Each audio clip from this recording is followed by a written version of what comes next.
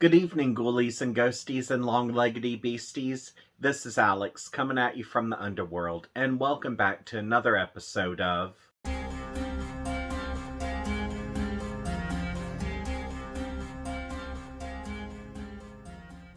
This weekend, I'm going to move forward with my Halloween-themed book reviews and tackle the gothic whodunit classic Halloween Party by Agatha Christie.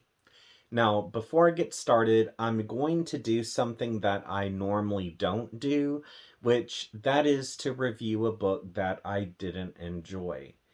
And even though I didn't vibe with this book, I'm going to treat this review as I would any other review that I've done in the past.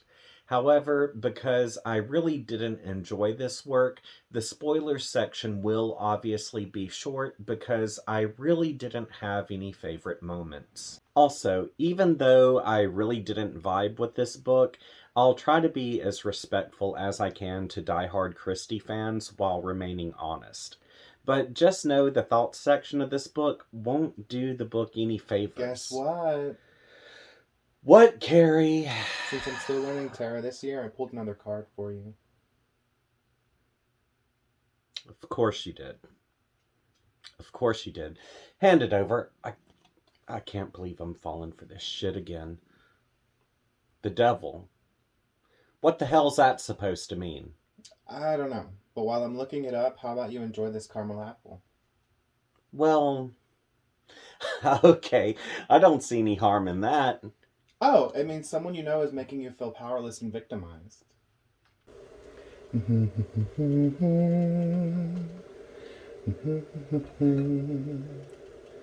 wanna be evil.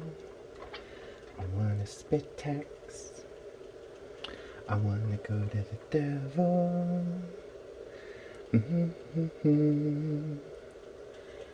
wanna be evil.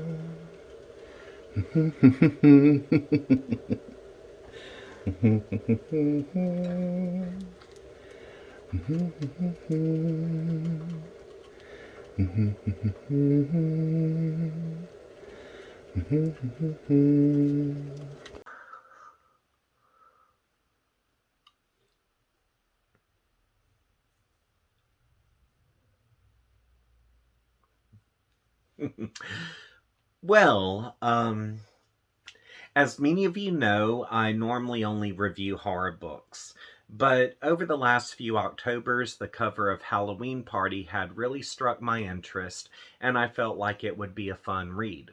And since this is a murder mystery book, I knew it wasn't going to scare me, creep me out, or gross me out, but I did think that it would put me in the spirit of the season. Also, since A Haunting in Venice was recently released, and that movie was loosely inspired by this book, I wanted to read Halloween Party before I saw the movie. And pretty much, the movie and book have nothing in common whatsoever except the character names. Which, for that reason, I did enjoy the movie a little bit more, but that's honestly not saying much. And as a side note, I would like to add that I buddy read this with my good online friends, Hanny, Nisa, Blake, and Amy, as well as my good friend Tammy. Which, among all of us, Tammy felt like the book was just okay, Amy said that she enjoyed the book, and the rest of us just really didn't mesh with what we read. But even though this work wasn't my cup of tea, I still enjoyed reading it with everyone and talking about what we had read. So if anyone that I read this with is watching, I hope you enjoy the review, and just know that I really appreciate you reading this with me. But anywho, with that said, let's go on and head over to Miss Drake's gloomy mansion and help her prepare for an unforgettable Halloween party.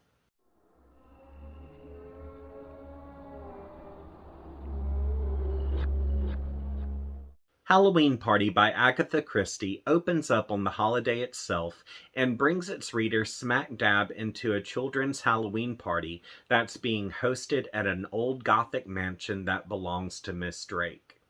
which among the adults who are assisting with this event, we're introduced to the famous mystery author named Aradne Oliver, who was invited there as a guest by her friend Miss Butler. Meanwhile, as a few party members speak with Miss Oliver about her books, a young girl named Joyce begins to brag that she had actually witnessed a murder a couple of years ago. However, since Joyce has the reputation of being a liar to gain attention, no one really pays her any mind. And after her story is brushed off, the night continues. However, eventually, Joyce's dead body is found where someone has drowned her in an apple bobbing barrel. From here, Miss Oliver reaches out to an old friend by the name of Detective Hercule Poirot, who is a local legend for solving crimes. And over the next few days, he interviews a diverse list of people to discover that Joyce's death is actually connected to a murder that happened a couple of years prior.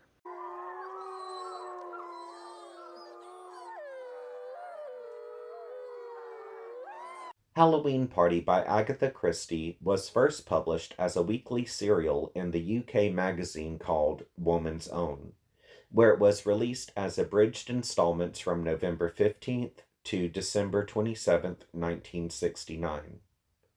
During that same year, the novel appeared in the December issue of Cosmopolitan magazine. Upon the novel's release, Agatha Christie dedicated Halloween Party to author P.G. Wodehouse, who was also a humorist. She thanked him for brightening her life with his work, and she appreciated him for being one of her fans. Decades later, in 1993, Halloween Party would receive a Halloween Eve broadcast on BBC Radio 4.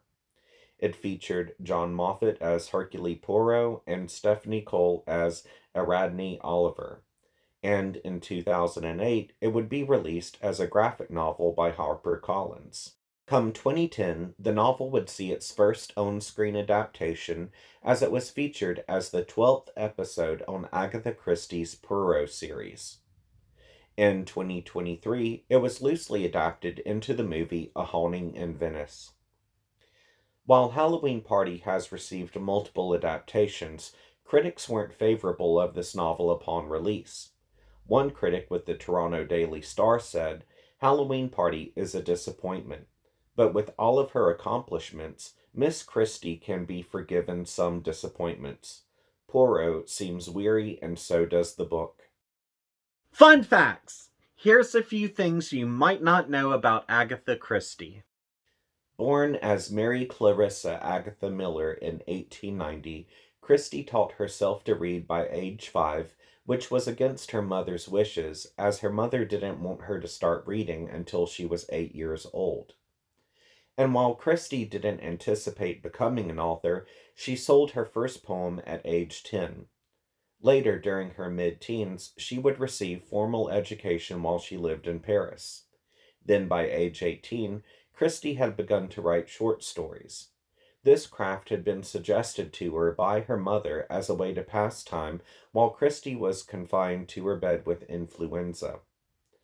Throughout her life, Christie was an observer, and she kept notes on characters, places, and newspaper articles that regarded unique crimes, all of which she saw could become the ingredients for potential future novels.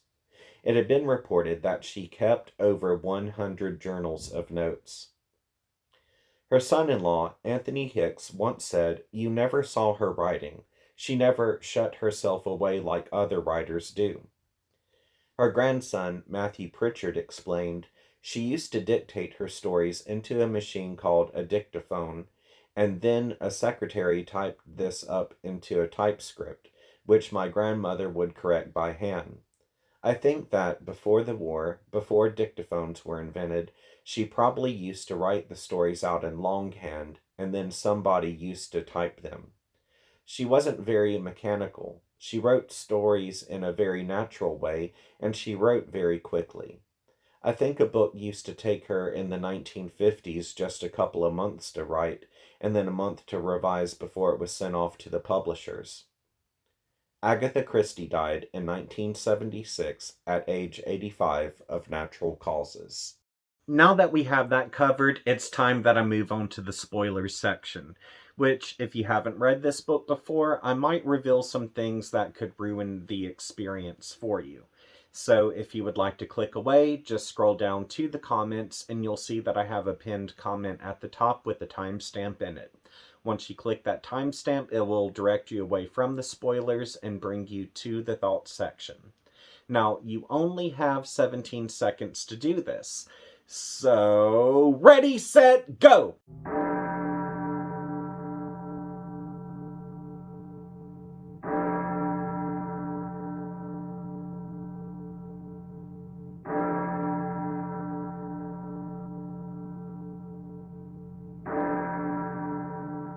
Since everyone's had the opportunity to click away, I would like to talk about who done it.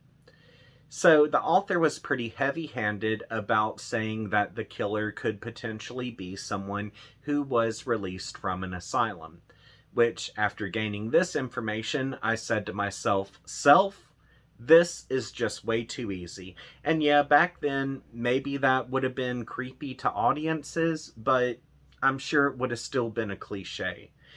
So, after I really started thinking about who could have been at the party that was strong enough to drown Joyce, I really narrowed my options down to one of the adults being the murderer. Even still, I really didn't know who the killer was.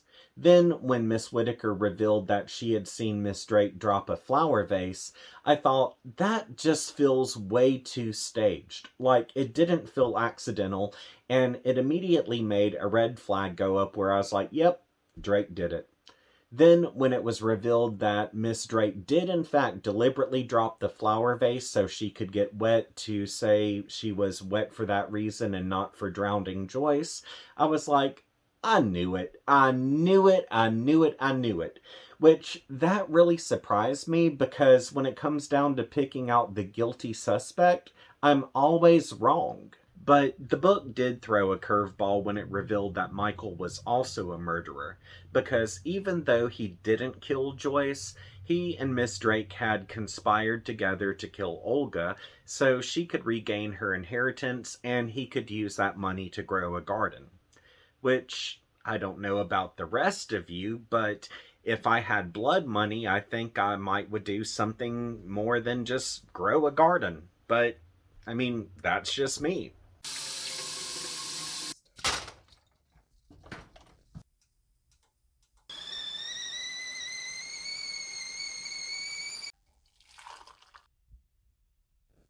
I would like to take this opportunity to bitch. First up is that nasty ass Miss Drake, who, by the way, married her first cousin. Yeah, that's nasty. And, I mean, if they would have bumped uglies at the right time of month, do you realize that she and him could have spawned off an offspring that looked like it came out of Deliverance or The Hills Have Eyes? And, I mean, doesn't this just make holiday gatherings awkward for everybody? I can't fathom it. I mean, I know I'm Southern, but I don't go to family reunions to find lovers. That's just, no. No, no, no, no, no, no, no. No. No. And the thing is, it just seems like everyone is okay with it. I mean, at what point do you tell Grandma? Aside from her trifling ass, we have old fuckboy Michael who can't keep his dick in his pants for 2 seconds.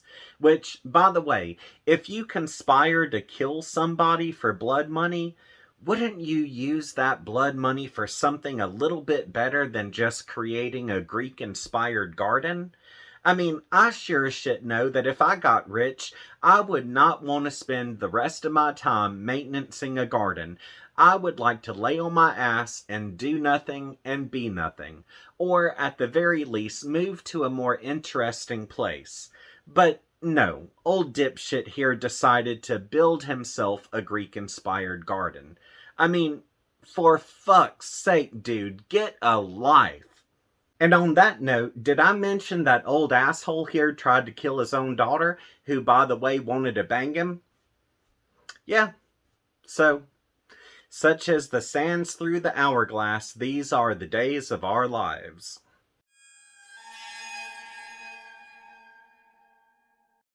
Halloween Party by Agatha Christie had more talk than it did action, and there was only one chapter that had Halloween vibes. Aside from that, I really didn't feel connected with any of the characters. Nonetheless, this book did focus on themes such as greed, parents being more observant of their children, fears of the modern world, and ageism. Character-wise, Aradne Oliver was a fun personality, but sadly her page time was shortly lived.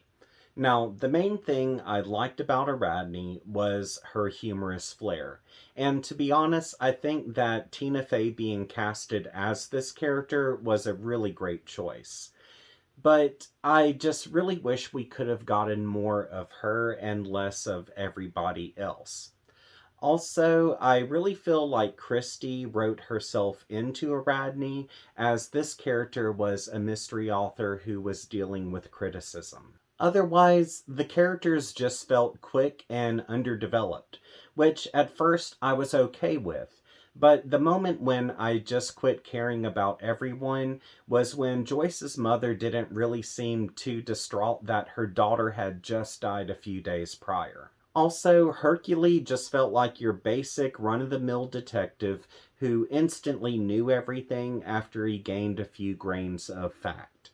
And this has never really been a character type that I've enjoyed, so obviously I just really did not like him that much.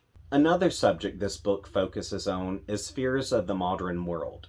Now, as you can imagine, this topic is pretty heavy-handed throughout.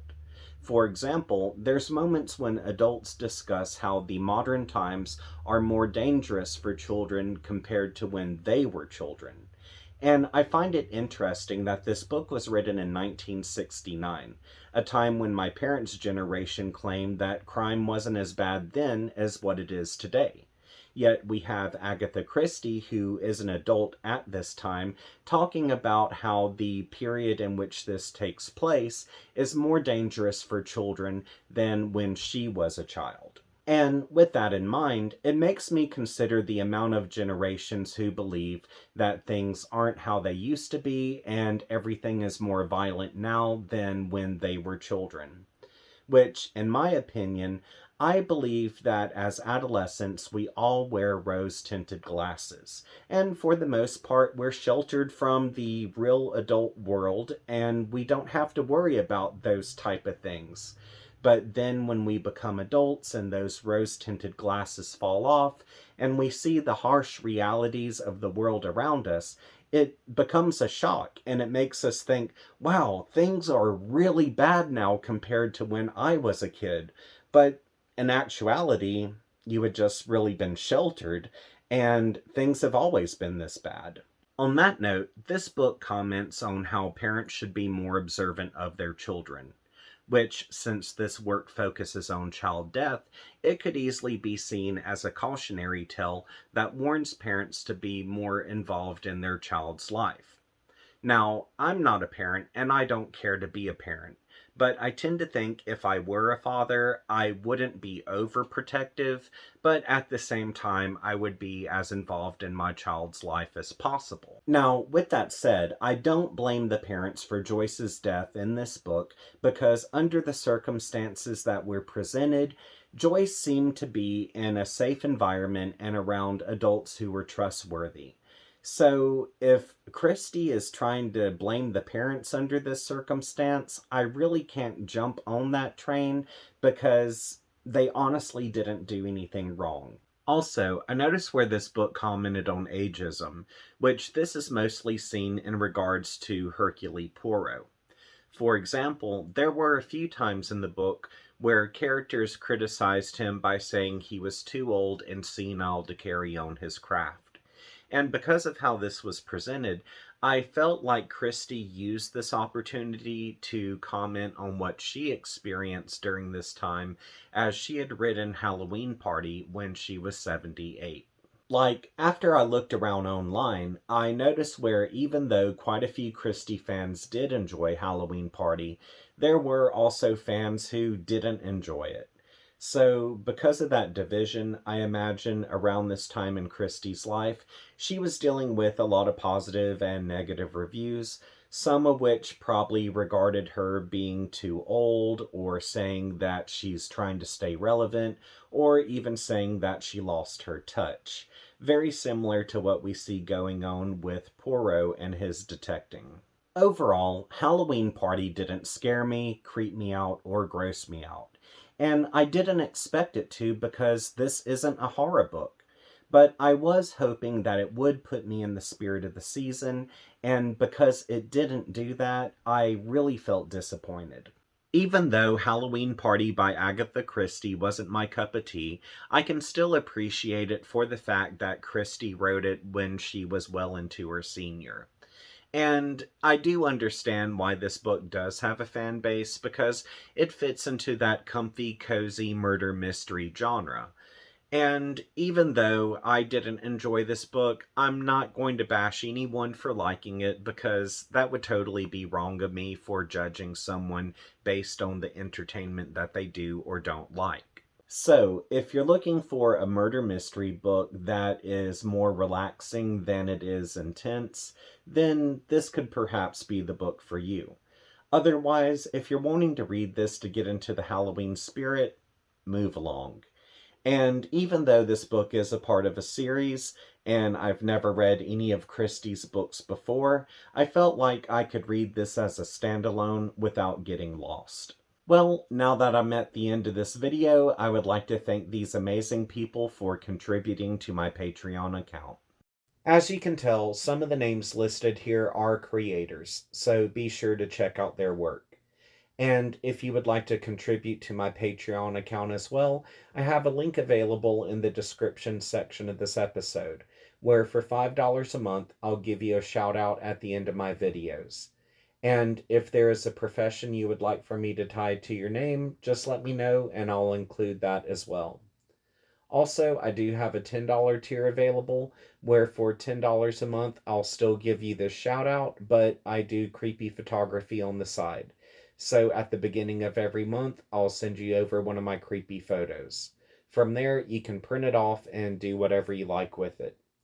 So if you're able to do this, that's awesome. If not, no sweat. I just hope you return to this channel so we can have a good time together. Also, if you would like to hit me up on social media, links to my Facebook, Twitter, TikTok, and Instagram are all available in the description section of this episode. And if you have not subscribed to this channel, be sure to subscribe and click that notifications bell for when I post new videos. So until we see each other again, I hope you have a great week and sweet nightmares.